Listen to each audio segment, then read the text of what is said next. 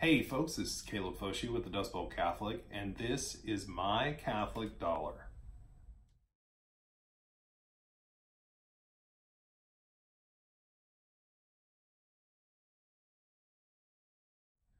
All right, so we're back again this week with a little bit of bonus content for you, and we'll probably do one or two more of these. And we're going to cover some things that may pop up as you're moving along trying to get your financial house in order. And this week, we're going to talk about sinking funds. And no, it doesn't have anything to do about a boat in the water or anything like that. It's actually a very simple concept that we'll go over and we'll take care of things. But I want you to think about a big ticket item that you know is coming every year. So like for me, it's car insurance. Every 6 months, we have a car insurance amount that we have to pay. It's not a part of our normal monthly amount that we schedule into our budget like normal. So but it can cause a little bit of anxiety because you're like, oh no, this month I have, this big old bill I've got to pay. And, anxiety and money, they breed together and they create all sorts of badness, okay? So we're going to talk about our first Bible verse that has to do with this. Here we go. 1 Peter chapter 5 verse 7 says, "Cast all your anxieties on him, for he cares about you." So, it's pretty simple as that. Our Lord cares about you. Don't be anxious. Get it done. Give it over to him, okay? He will take care of you. And, from my experience, at least, one of the things that helps me with anxiety and big ticket items that come along is planning. Proper planning. It's huge. It makes me feel better. At least I have a target and a goal set that I can work towards. And so here's our next Bible verse that has to do with that. Here we go. Proverbs chapter 21 verse 5, "The plans of the diligent lead surely to abundance, but everyone who is hasty comes only to want." So planning, obviously going to help us out. So I know that every 6 months I have a car insurance bill. And so I'm going to take that amount, which we'll make it easy. We'll say it's $300, okay? It's actually more than that, but to make the math easy, $300. So 300 divided by 6, because I have to pay it every 6 months, is $50. All right. So what I'm going to do is I'm going to take $50 every month, insert it into my budget, and pull it over into another account so that when that bill comes due, oh, it's $300. I've got $300 sitting right over here that I can use and boom, pay off that bill right then without having to worry about pulling out the plastic or anything else like that. And it makes you breathe better at night because you're taking care of things, okay? So let's kind of see how that works, okay? So here we go. We're gonna go back to that very simple budget example that we had, okay, from a few weeks ago. And what you're gonna do is you're gonna move some things down and insert your sinking fund right below your first four. So again, church, food, housing, utilities, that's your first four. And then you're gonna put in your sinking fund right under that because these are bills that have to be paid. These are not, Christmas or birthdays or anything like that. These are car insurance, property taxes, stuff that must be paid, okay? And then you're gonna move on to your debt payments and potentially any incidentals if you have room for them in your budget.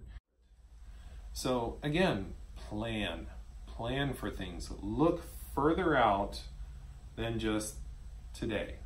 Look further out than the end of the week. This is talking about looking further out than the end of the month even, okay? So let's, while this isn't in the same category, this is not a must-pay bill, but Christmas comes the same time every year. It is not an emergency, okay? You can plan for it and create your own little sinking fund for Christmas, okay? Do that.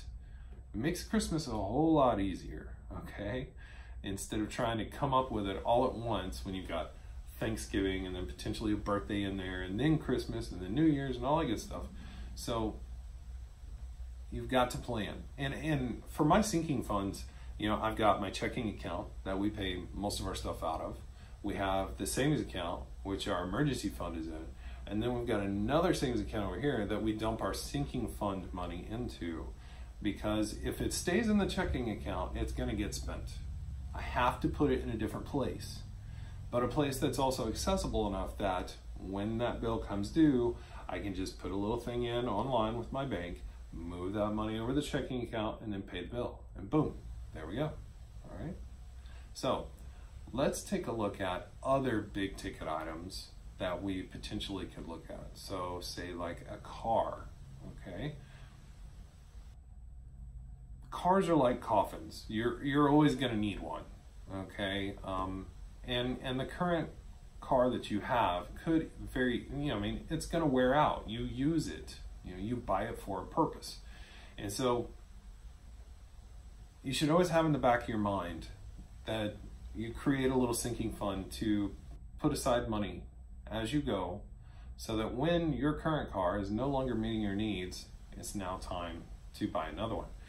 And notice what I said there. I said meeting your needs, not meeting your wants, okay?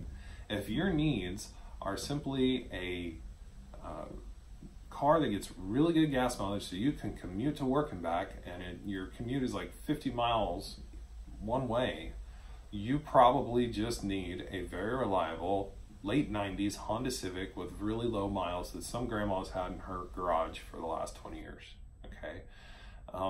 It's reliable, good gas mileage, parts are everywhere. No, it may not have a crazy sound system. No, it may not have heated seats or anything like that. But you know how easy it is to change out a radio that has a USB port on it? You know, there are things to go. You know, if you commute a long ways, you are destroying your car because you're putting so many miles on it. It doesn't make sense to buy a new car.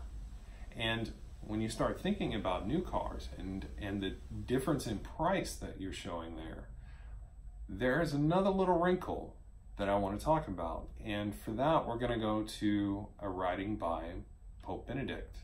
Here we go. Pope Benedict XVI, Caritas in Veritate, 2009. It is good for people to realize that purchasing is always a moral and not simply economic act. This really raises a few eyebrows because Pope Benedict was known as a theologian. He was not known for social action or anything like that. He was a theologian. So for him to make a statement like this is very profound, because he must have really cared about it for him to say it. Every purchase you make is both moral and economic. So think about that. If you could find a car that meets your needs that only costs $10,000, you know, it's reliable, it either, if you commute a long ways, it gets really good gas mileage, or if you really work it hard, it'll tow for you like you need, say $10,000, we're just making these numbers up. But then you've got this nice, bright, shiny new car sitting over here for $40,000, okay? They do the same thing, it's just this one's new and has all the doodads and the doohickeys and the whiz bangs and everything else. Is it morally right for us to spend the extra $30,000 just because of this? And I'm pointing the finger at myself on this. I'm throwing rocks at myself on this because I've told you before, we had a totally paid for car, but I wanted seat coolers. So we went and borrowed a bunch of money on another car. It was the same car, just had seat coolers, and it was that much more, you know? So it's really a different concept, because being a good steward means you're meeting your needs and you're doing the best you can with the money you have, and then any extra money is either going to help your family, help your kids, help others, or helping the church, okay? Just because you can buy a $100,000 Cadillac Escalade doesn't mean you should buy a $100,000 Cadillac Escalade, okay? That is a judgment call that you have to make. That is not something I can do for you. You and you alone have this decision to make. So let's look at another Bible verse that kind of ties a little bit all this together. Here we go.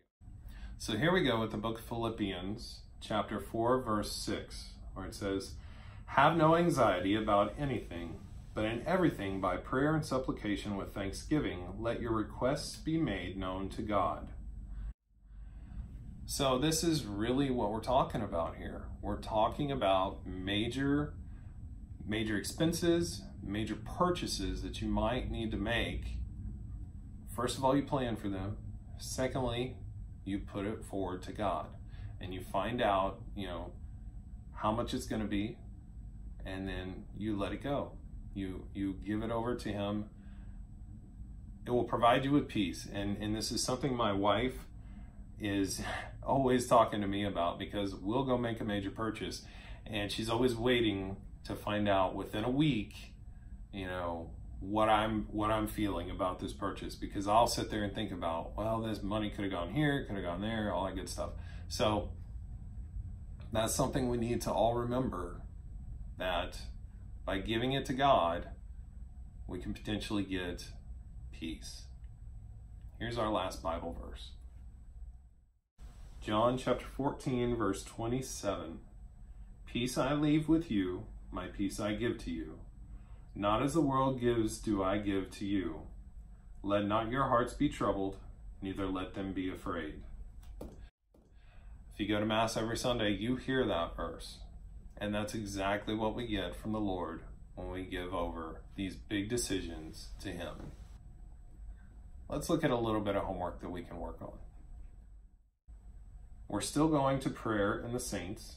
Going back to St. Matthew for this one, because he is the patron saint of financial matters, and he can help us on those big decisions as we go. Secondly, we're going to agree. We're going to work together with our spouse and agree on those large purchases that you make.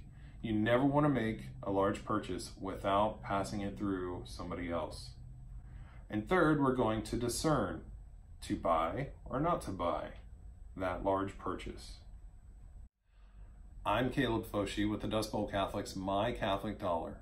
Be sure to subscribe, share, like, and put some comments below. Let us know how your journey is going. Let us know if you have ideas on how to make those large purchases in life. We'll see you next week, and until that time, be not afraid.